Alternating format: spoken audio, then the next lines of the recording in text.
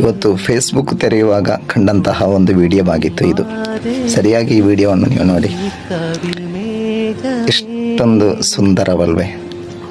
ತನ್ನ ಸ್ನೇಹಿತನಿಗೆ ಕೈ ನೋವಾಗಿ ಊಟ ಮಾಡಲು ಸಾಧ್ಯವಿಲ್ಲದಂತಹ ಸಂದರ್ಭದಲ್ಲಿ ತನ್ನ ಸ್ನೇಹಿತನು ಊಟ ಮಾಡಬೇಕು ಎಂಬ ಒಂದು ಉದ್ದೇಶದಿಂದ ಅವನಿಗೆ ಬೇಕಾಗಿ ಶಾಲೆಯಲ್ಲಿ ನೀಡುವಂತಹ ಅನ್ನವನ್ನು ತೆಗೆದುಕೊಂಡು ಬಂದು ಆ ಸ್ನೇಹಿತರಿಗೆ ಉಣಬಡಿಸುವಂತಹ ಒಂದು ದೃಶ್ಯ.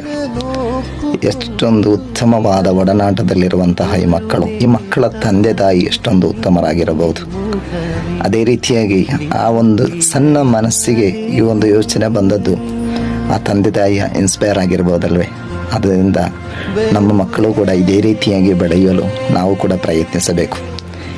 ಸ್ನೇಹಿತನೆಂದರೆ ಕಷ್ಟದಲ್ಲಿಯೂ ಸುಖದಲ್ಲಿಯೂ ಒಟ್ಟಾಗಿರುವವನಾಗಿದ್ದಾನೆ ಉತ್ತಮವಾದ ಸ್ನೇಹಿತ.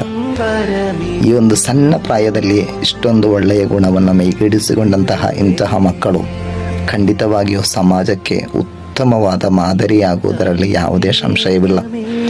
ನಮ್ಮ ಮಕ್ಕಳು ಕೂಡ ಇದೇ ರೀತಿಯಾಗಿ ಬೆಳೆದು ಬರಲಿ, ಇದೇ ರೀತಿಯಾಗಿ ನಮ್ಮ ಮಕ್ಕಳು ಕೂಡ ಇಂತಹ ಪಾಠಗಳನ್ನು ಕಲಿಯಲಿ ಎಂಬುದಾಗಿದೆ ನಮ್ಮ ಆಶೆ.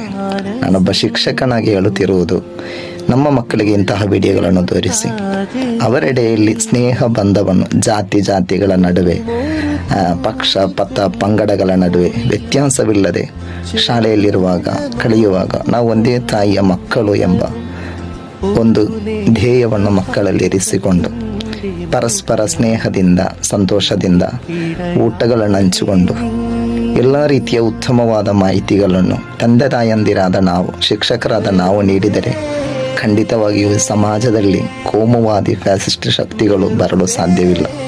ಇಷ್ಟೊಂದು ಸುಂದರವಾದ ಒಂದು ಚಿತ್ರವಲ್ವೇ ಇದು.